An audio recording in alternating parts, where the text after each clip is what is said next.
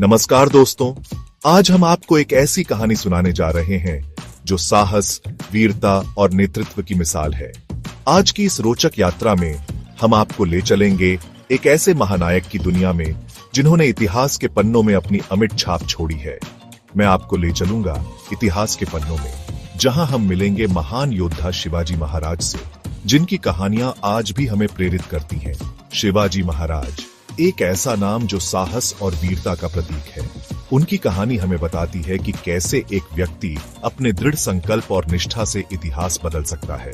तो चलिए इस अद्भुत कहानी को जानें और समझें कि कैसे शिवाजी महाराज ने अपने समय के सबसे बड़े साम्राज्य को चुनौती दी। शिवाजी महाराज का जन्म 19 फरवरी 1630 को शिवनेरी दुर्ग में हुआ था। यह किला पुणे जिले में स्थित है और यह वही स्थान है जहां से उनकी महान यात्रा शुरू हुई। वे भोंसले कुल के मराठा सरदार थे। उनके परिवार का इतिहास भी वीरता और साहस से भरा हुआ था। उनकी माता जीजाबाई ने उन्हें बचपन से ही वीरता और धर्म की शिक्षा दी।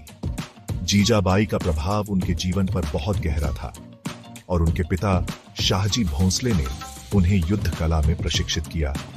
उन्होंने शिवाजी को युद्ध की हर बारीकी सिखाई।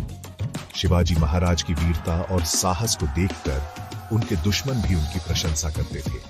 उनकी रणनीतियां और युद्ध कौशल अद्वितीय थे।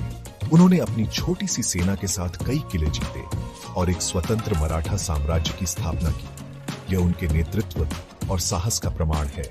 उनके नेतृत्व में मराठा साम्राज्य ने मुगलों के खिलाफ कई सफल लड़ाइयां लड़ी। उनकी रणनीतियां और युद्ध कौशल ने उन्हें अजेय बना दिया।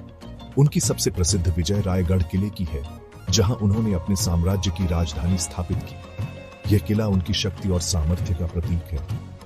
रायगढ़ किले पर ही उन्होंने 1674 में खुद को छत्रपति घोषित किया। यह उनके जीवन का एक महत्वपूर्ण मोड़ था। उन्होंने एक सक्षम और न्यायपूर्ण प्रशासनिक व्यवस्था बनाई, जिसे आज भी याद किया जाता है।